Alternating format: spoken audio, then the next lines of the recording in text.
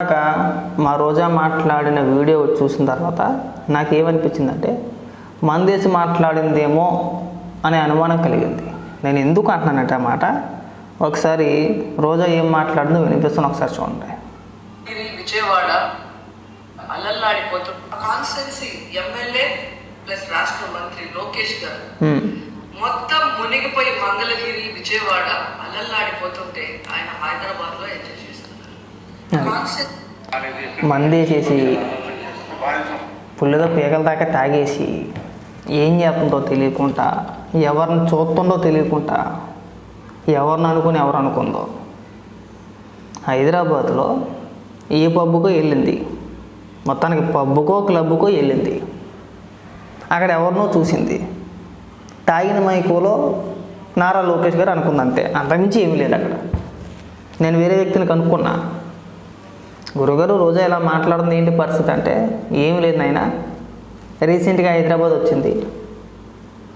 వచ్చిన కాడి నుంచి ఇక్కడ పబ్బులు క్లబ్లు వేటిని వదలట్లేదు, ఎలా పడితే అలా తిరిగేస్తుంది ఇక్కడ.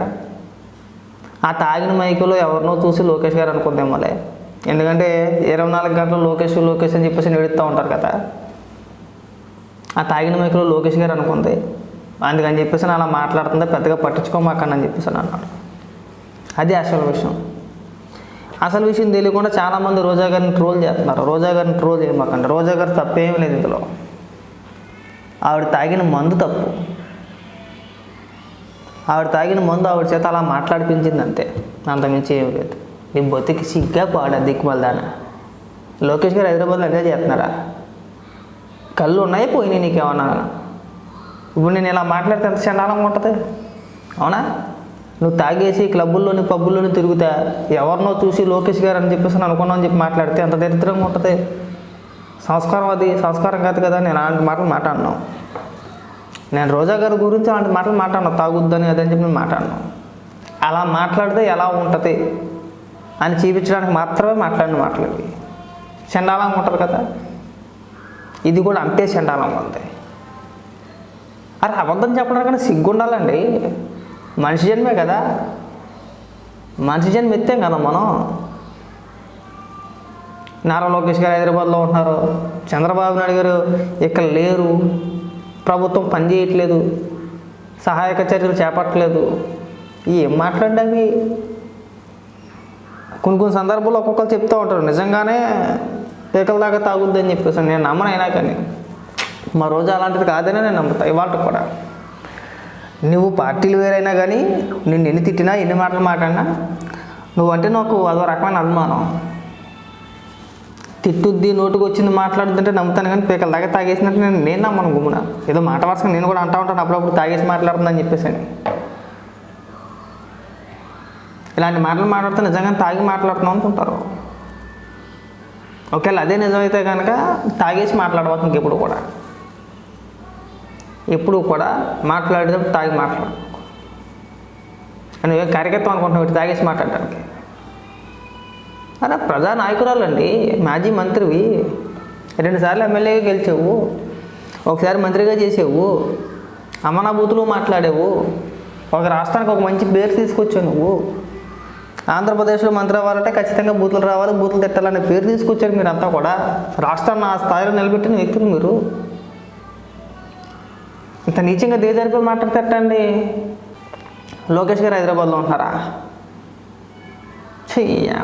ఇతను కూడా దీనికి ఈ విషయానికి కూడా కౌంటర్ చేయాల్సి వస్తుందంటే ఇంకా మా కర్మ అనుకోవాలి.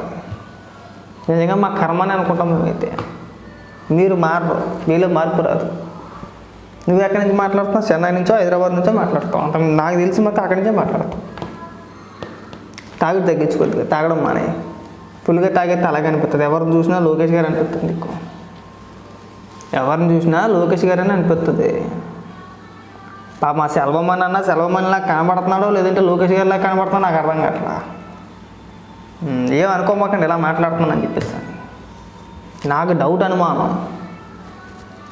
రోజా గారికి ఎవరిని చూసినా లోకేష్ గారే కనబడుతున్నారు. లేకపోతే లోకేష్ గారు హైదరాబాద్లో ఎంజాయ్ చేయడం ఏంటంటే ఆయన వారం రోజులు కూడా ఇక్కడే ఉండుంటే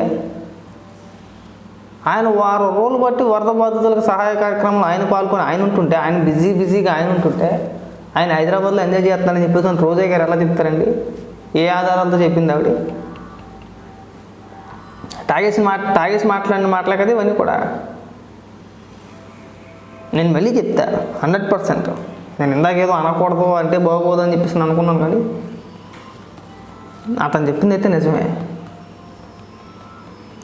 రోజా గారికి ఎవరిని చూసినా లోకేష్ గారే కనబడుతున్నారు. మరి శర్వమని విషయం నాకైతే తెలియదు. దయచేసి మీరు ఇలాంటి మాటలు మాట్లాడద్దు రోజా గారు. చాలా చండాలంగా, చాలా చిరాగ్గా ఉంటుంది మాట. మా లాంటి వాళ్ళ చేత అనిపించుకోకూడదు మీరు అసలు. రాజకీయ విమర్శలు చేయొచ్చు కాదనట్లా, మీరు రాజకీయంగా విమర్శించినా కానీ సరేలా బుద్ధి అంతేలని చెప్పేసి అనుకుంటాం. మీరు కాస్త దిగజారిపోయి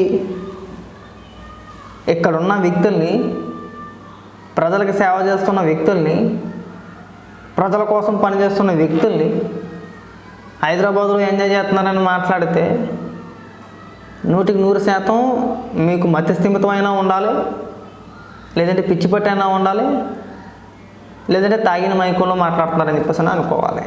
చాలా చండాలంగా ఉంటుంది. లాస్ట్ పదం చాలా దరిద్రంగా ఉంటుంది. తాగి మాట్లాడుతున్నాం అనే పదం చాలా చండాలంగా ఉంది. నాకే బాగాలేదు, నాకే నచ్చలా. మీరు ఎలాగే మాట్లాడితే అదే నిజం అనుకుంటాం. ఎందుకంటే నీకు పిచ్చి పట్టిందన్నా, నీకు మత్స్యసింతం పోయిందన్నా ఎవడు నమ్మడం. ఆ ఫైనల్గా 3ది ఒకటే నమ్ముతాడు. ఎందుకంటే నీకు బాగా అలవాటు కాబట్టి. మేము చూసాం కదా లాస్ట్ టైం క్లబ్బుల్లోని పబ్బుల్లోని డ్యాన్స్ చేసి తాగి తందనాలు ఆడేవు కదా. దయచేసి దిగజారిపోయి మాట్లాడద్దు. మా రిక్వెస్ట్ అనుకో, ఇంకొక రకంగా ఏదన్నా అనుకో, ఇంకా మాట్లాడవచ్చు. మాట్లాడినా కానీ ఒరిగేది ఏమి ఉండదు. కాకపోతే ఏంటంటే ఒకప్పుడు అంటే మీరు అధికారంలో ఉన్నారు కాబట్టి నోటుకు వచ్చినట్టు మాట్లాడేదానివి. నువ్వు నీ ఇష్టానుసారంగా మాట్లాడితే దానికి తగ్గట్టే మేము మాట్లాడేవాళ్ళం. కానీ ఇప్పుడు మేము అధికారంలో ఉన్నాం కదా, తెలుగుదేశం పార్టీ అధికారంలో ఉంది కదా, కార్యకర్తలుగా మేము ఏదైనా మాట్లాడవచ్చు, ఎంతైనా రెచ్చుకోవచ్చు అనే భావన మాకు లేదు.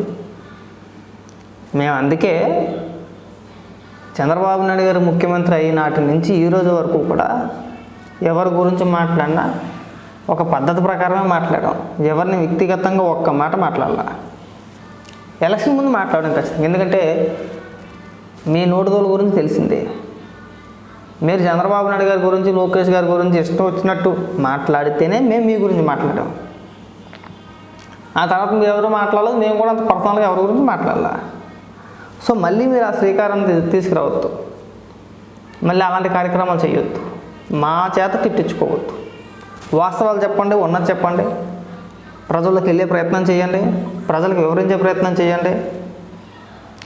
ఇలా చేస్తే ప్రజలకు మేలు జరుగుతుందని చెప్పే ప్రయత్నం చేయండి. అంతే తప్పితే ఈ విష ప్రచారాలు అంటే మాకు అర్థం కావట్లా, ఈ దిక్కుమాల మాటలంటే మాకు అర్థం కావట్లా.